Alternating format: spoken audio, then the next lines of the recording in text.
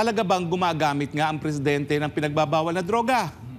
Dahil sa naging kwento po ni Cathy Binag, ayan na po, first time merong eyewitness. Bukod pa dun sa video na sinasabi nila na hindi naman daw authenticated. Paano ang gagawin natin dito sa eyewitness? Ako po, pinatutuhanan ko yung mga sinasabi ni Cathy na talagang sila ay magpartner ni Congressman Florendo. Dahil kilala ko po sila pareho nung ako po ay nasa Kongreso. No?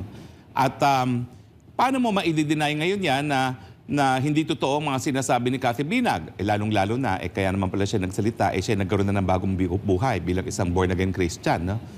At yan po ngayon ang dapat sagutin ng presidente. Naku, nawindang tayo nung Sabado dahil nung Sabado itong si Maharlika Bojaquera ay in-interview ang isang Cathy Binag. Itong Cathy Binag po, kakilala ko yan dahil kasama ko talaga nung 17th Congress, yung dati niyang partner na si Congressman Tony Boy Florendo at siyempre, yung mga panahon na yon, very close sila ni Speaker Pantaleon Alvarez, no? Nung simula pa lang, nung election pa lang ng 2016, tumayo na akong abogado ni Speaker Pantaleon Alvarez para sa kanyang proklamasyon.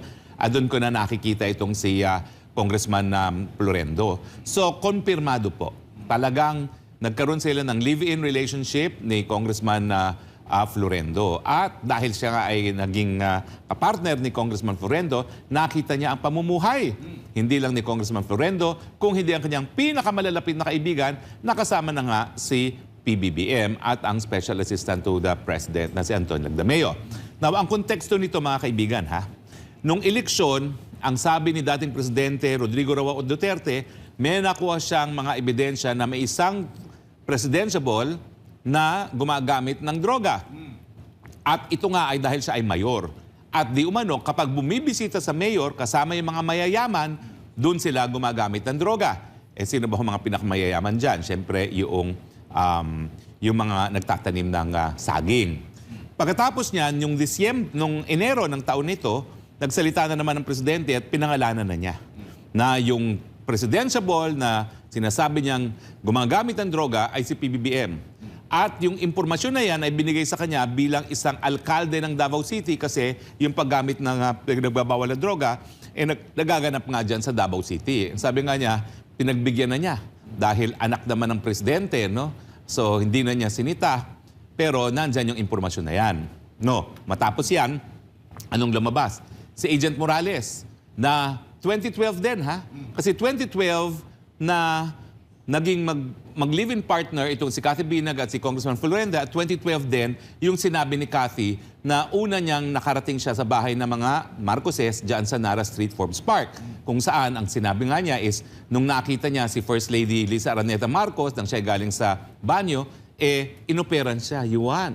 At ang sabi, no, I don't do that. What are you doing here? Ganun, medyo nataranta. Bakit nandito ka? Meron palang ongoing na session, no?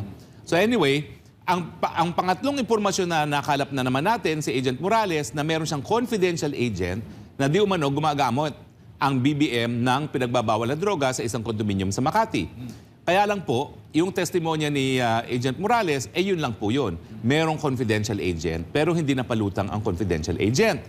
Tapos, si Maharlika Bojaquera, nagpakita ng video. Yung inaantay ng tao na video. O nagpakita ng video, yung tao naman na pinapakita dun sa video, kamukhang-kamukha ni PBBM. Pero hindi natin alam kung siya nga yun. Ako, ang ginawa ko lang naman po, yung video na pinost ni Maharlika, dinownload ko at linagay ko dun sa computerware na ang tawag ay deepware. Ito po ay isang computer app na makakadetect kung ito nga ay merong AI, yung tinatawag na deepfake. Lumabas, no deepfake detected. Okay. Tapos ngayon, nawindang tayo. Kasi bagamat dinideny ng gobyerno na si Presidente ay nasa video, heto na. Star witness, Cathy Binag. 5 beses ko at least sa 10 taon na ako na siya ay nakipagsama kay Congressman Florendo, nakita ang PBBM na gumagamit ng pinagbabawal na droga. At pati nga po si First Lady ay nabanggit niya na inooperan siya. Now, mga kaibigan, hindi po ang trial ang presidente for any criminal act. So, hindi po kinakailangan ng proof beyond reasonable doubt. Wala nga po tayo sa hukuman. Pero ang tanong ng bayan, dahil meron tayong karapatan sa impormasyon na makakaapekto sa ating pang-araw-araw ng buhay, talaga bang gumagamit nga ang presidente ng pinagbabawal na droga? Dahil sa naging kwento po ni Cathy Binag, ayan na po, first time merong eyewitness. Bukod pa dun sa video na sinasabi nila na hindi naman daw authenticated. Paano ang gagawin natin dito sa eyewitness? Ako po, pinatutuhanan ko yung mga sinasabi ni Cathy na talagang sila ay magpartner ni Congressman Florendo. Dahil kilala ko po sila pareho nung ako po ay nasa Kongreso. No? At paano mo ma-i-deny ngayon yan na hindi totoo ang mga sinasabi ni Cathy Binag? Lalong-lalo na, kaya naman pala siya nagsalita, siya nagkaroon na ng bagong buhay bilang isang born-again Christian. No? At yan po ngayon ang dapat sagutin ng presidente. Ang dededmahin po yan. Ang mainstream media, baliwala. Pero tingnan nyo naman, ang live ni Maharlika for the first time, umabot na ata ng 500,000 ng live. No? Hindi ko na alam kung ilang viewers niya ngayon. Sa YouTube pa lang yan. No? I'm sure milyones na po yan. No? So ngayon, dapat naman po magsalita na ang presidente. Napakahirap pong itanggi, pasinungalingan, ang naging kwento ng isang tao na naging malapit sa isa sa pinaka-best friend ng presidente. Di ba po? Now, fortunately, hindi ko po sinasabi na tama ang ginawa nila. Ha? Ito kasing cocaine, natural. Kaya naman sa buhay ng mga alta, yung mga talagang sobrang mayayaman sa ating lipunan, sa Pilipinas at abroad, tanggap nila yan. Pero pinagbabawal yan. Bakit? Una-una, sobra pong addicting. At ang epekto po ng droga niyan, talagang mahahay ka. Pero panandalian lamang. Kinakailangan sundan mo daw matapos ng 30 minutos hanggang 1 oras para masustain yung high. Pero ano naman ang side effect? Isa po dyan yung pagiging praning. Isa po dyan yung anxiety. Isa po dyan yung kawalan ng focus. Mainitin ang ulo. Mainitin ang ulo. Hindi ba titignan ninyo, ano nangyari sa SMNI? Tayo lang yung kakampi ng presidente nung eleksyon, tayo pa pinasara. Dahil merong kritisismo si Ka Eric at si Lorraine Badoy. Hindi ba pagkapraning yun? Oo. Di ba? Bumalento na. Oo, tapos yung nangyayari sa China. Matagal na naman yung meron tayong hindi pa nare-resolve ang agawan ng teritoryo. Pero bakit ngayon parang, wow, sasakupan ng Pilipinas. Yun ang sabi niya Sasakupin na tayo ng Pilipinas. Di ba? May sinabi pa siya na parang World War II na nandyan na sila, papasok na sila. Hindi ba kapraningan yan? Hindi ba anxiety yan? Hindi ba epekto yan ng cocaine? So dapat na nating malaman kung nasa tamang pag-iisip ang presidente at kung kaya pa niya maging presidente. Ako, ulit-ulit kong sinasabi, napakabait ni Presidente Marcos. So pagdating sa ugali, wala akong masabi. Talagang na-disarm ako sa kabaitan niya. In fact, isa siya sa pinakamabait na taong nakita ko. Kaya lang, kapag talagang merong ganyang bisyo, hindi mo maalis ang duda na baka namang delikado na ang nakaupong presidente sa ating bayan ay hindi talaga nasa tamang pag-iisip. Kaya nga ako bilang isang tao na humanga sa kanyang kabaitan, iniisip ko talaga, dapat siguro tutukan na lang niya yung sarili niya. Meron namang mga pamamaraan para matanggal yung ganyang bisyo sa katawan. Kaya lang, magtatagal talaga yan dahil ang cocaine talaga isa yan sa pinaka-addicting. Okay? Pero meron naman po mga pamamaraan. Alam nyo ba, 34 years na akong nag-pioneer sa pagtayo ng therapeutic centers para sa mga mahihirap na tagalungsod na gumagamit ng droga. So meron na kaming tried and tested formula for rehabilitation. Ang tawag namin therapeutic, hindi rehabilitation, kasi meron po yung faith component, ang Panginoon. Ang Panginoon ang talagang tutulong para masipa ang mga bisyo sa katawan. So sa tingin ko po, biktima rin ang isang gumagamit ng droga at kinakailangan intindihin natin at bigyan ng kalinga. So yan po ang gusto kong mangyari. Bigyan na natin ng kalinga ang napakabait na presidente. Pero wag naman natin hayaan na patuloy na mamuno dahil ayan na nga po, meron talagang banta na baka tayo makaladkad sa gera dahil sa pagkapraning na epekto ng pinagbabawal na droga. At saka siyempre yung lack of focus. Matindi ang problema ng bayan. Napakatindi ng pagtataas ng mga presyo ng bilihin. Hindi na nakamit yung 20 pesos kada kilo, yung kawalan ng trabaho at saka yung mababang sweldo. Kinakailangan naman, malinaw ang pag-iisip ng isang presidente para harapin itong mga problemang ito dahil napakahirap ng harapin yan. Lalong-lalo na kung meron kang bisyo. So ngayong nandiyan na si Cathy Binay, wag po tayong magalit dahil ang user is a victim. Iparating po natin yung ating pagmamahal kay Presidente sa pakikiusap na siguro dapat unahin muna niya ang kanyang kalusugan ang kanyang sarili, dumaan sa proseso ng therapy para maalis itong bisyong ito kung totoo man. Pero sa ngayon po, ang inaasahan natin, magsalita na. Mamahalin pa rin natin ang presidente naman pag umamin siya. Lalo pa nating mamahalin yan dahil at least nagpakatotoo, di ba? Tingin ko po mapapatawad yan kung magpapatotoo. At saka yun nga po, kakalingain siya ng buong sambayan ng Pilipino. Pero wag naman natin ipaubaya yung pamumulong ng bayan sa isang, kumbaga, hindi nasa tamang pag-iisip. Pero yun nga po, sa pagmamahal natin, ang ating panawagan, kalingain na muna ang kanyang sarili. Kung sakali man, attorney, na makaabot ito sa Pangulo at tatanungin siya kung anong masasabi niya at tatawanan niya at itatanggi pa rin ng Pangulo at ng mga government agencies ang pahayag na ito ni Cathy Binag, meron pa bang ibang may malalabas na patunay si Cathy Binag bukod sa kanyang testimonya? Well, ang sabi niya, meron siyang flash disk na lahat ng alam niya naroroon. Yan ang kanyang insurance pag minangyari sa kanyang buhay. Na kapag minangyari sa buhay niya, ilalabas ang mga nilalaman niyang flash disk na yan. No? Pero bukod pa dyan, ang sinasabi nga niya ay meron pa raw iba na mga nakakakita. No? At mukhang meron pang iba na lalantad. No? Nagsimula dito mga witnesses na ito, yung si distressed mother na nakidnap yung kanyang mga anak. No? At linabas niya yung video ng First Lady na humihingi ng tulong itong si First Lady doon sa asawa ng ating Secretary of Foreign Affairs para nga dito sa mga bata na nasa Turkey. No? So tignan po natin dahil ang balita ko, ang susunod na lalantad talaga itong si distressed mother. No? Hindi naman siguro niya nakita na nagdodroga ang ating presidente pero paninindigan niya yung nasa video na talagang nakialam ang First Lady doon sa pagkuha ng kanyang mga anak at syempre ang tanong, bakit ginamit ang hukbong sandatahan para sa isang pribadong bagay at abroad pa? Kasi hindi naman po pwedeng mag-function yung mga kapulisan ng Pilipinas sa abroad. So hindi ko alam kung alam ng Turkey yan. Dahil kung alam ng Turkey yan, sigurado ako magpoprotesta sila.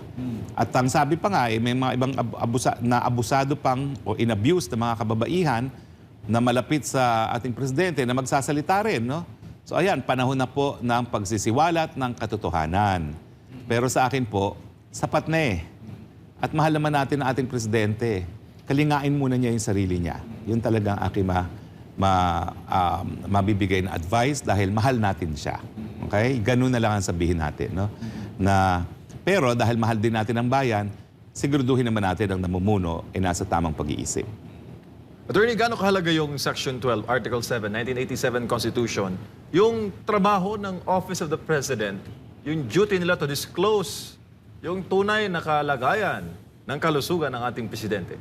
Yan po ay obligasyon na nakasaad sa saligang batas. Alam mo, pinagmulan yan, yung panahon nga nung diktadorang Marcos Sr. na malala na ang kanyang karamdaman, itinago sa bayan. Yung pala, lahat ng mga medical devices na kinakailangan niya, gumawa na sila ng parang hospital sa Malacanang. So, isa dun sa epekto ng treatment na binibigay kay Presidente Marcos Sr. noon, yung panandaliang wala sa isip, no? Kaya nga, ngayon, linagay natin ang probisyon na may karapatan talaga ang taong bayan sa impormasyon pagdating sa kalusugan ng presidente kung ito'y makakaapekto sa kanyang pamumuno. At tingin ko nandun na tayo sa punto na pwede na nating hingin sa presidente itong impormasyon nito kung siya nga ba talaga ay nasa tamang kalusugan. Kasi ang paggamit ng mga pinagbabawal na droga nakakaapekto sa kalusugan. Although, ang sabi ko nga, ang nabasa ko sa internet, yan ay pwedeng maging sanhi ng heart attack, siya ay pwedeng maging sanhi ng liver and kidney failure. No? Pero bukod pa diyan kasi, yung estado ng pag-iisip, kapag kinakailangan mo ng, kumbaga, stimulant, no? Para ikaw ay magkaroon ng panandaliang, ano ba yon? How do you say pleasure? Panandaliang high, okay? High, no? Pleasure. Panandali ang tama. Panandaliang tama, no? Well, yun nga po nakakalungkot, no? Dahil nangyayari ito sa isang tao na sa tingin ko napakabuting tao naman sana, no?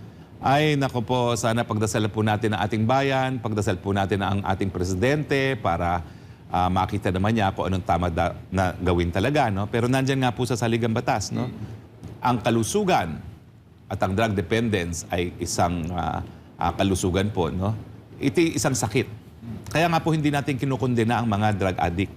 Hindi natin sila kinukulong. Dapat tinutulungan. Dahil yan ay isang sickness. Dapat tinutulungan. No? So ako wag niyong kutsain. Kinakailangan lang natin sabihin na po pwede siyang matulungan. Okay. Attorney, yung mga ordinaryong Pilipino, yung mga tricycle driver, mga jeepney driver, yung mga tindera sa palengke, maaari ba silang mag-invoke doon sa Ligang Batas, Section 12, Article 7, para makumpel ang OP na talagang suriin at siguro maipasalaling sa follicle test ang presidente? Basahin natin muli yung provision, ha? O kung pwede, i-flash natin sa screen dahil ito isang bagong karapatan ng taong bayan. No? Sige, go. Sabi dito sa Section 12, Article 7 of the Constitution, in case of serious illness of the President, the public shall be informed of the state... Shall, mandatory. Shall be informed of the state of his health. Parang na-invoke ba ito sa panahon ni PRD? Hindi. Hindi siya na-invoke? Hindi. Pero ito ay na-invoke nga noong panahon ni Marcos Sr. Kasi nga, nakalimutan ko na kung ano yung sakit niya. Lupus ata. Oo, lupus. At ang treatment sa lupus kasi, isang side effect niyan, wala ka sa sarili mo, panandalian. No? Kaya nga, nagkaroon ng ganyang provision. Now, ang problema dito sa phraseology ng saligang batas, shall, mandatory. Pero nasa presidente yan kung i-reveal pa rin niya. Kasi kinakailangan balansehin yung right to information pagdating sa kalusugan at saka yung right to privacy ng may sakit. Kasi talagang ang medical condition is absolutely privileged. No? Pero dahil ikaw ay presidente, dapat naman magbigay kang kusa ng impormasyon sa iyong kalusugan kung ito'y makakaapekto na sa iyong pamumuno. Diba? So, pwede na kahit sino ay humingi ng impormasyon tungkol sa estado ng kanyang kalusugan, bagamat pagdedebatihan yan kung ang drug addiction ay seryoso. Kasi ang sabi dun sa saligang batas, serious. So parang kinocontemplate life-threatening.